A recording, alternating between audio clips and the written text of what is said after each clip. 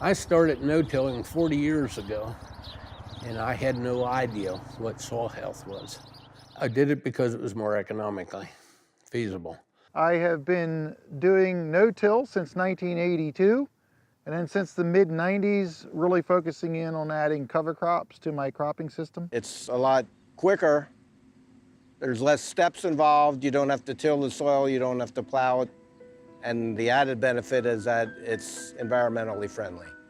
You could argue that plowing has been done for millennia, but it wasn't very aggressive up till then. When John Deere invented that plow to turn the soil over, that made it so much easier to plant, and it was able to break up the prairies in the Midwest so they could actually plant into that.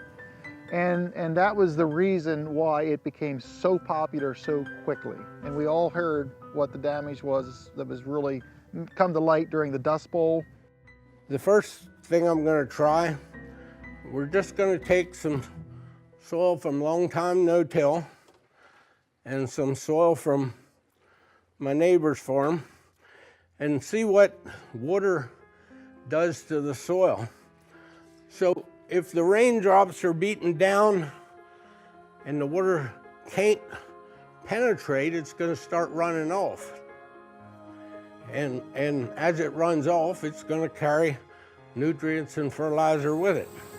The Tuck One stream flows right through my farm, and it's noted to be one of the cleanest streams in Lancaster County. It's just something that I want to keep it as clean as I can, and I don't want to be putting things into that stream that's going to harm the life in that stream, and then more so downstream.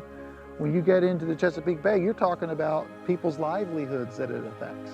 The soil and land it's the only earth that we're ever going to get, so we have to protect what we have.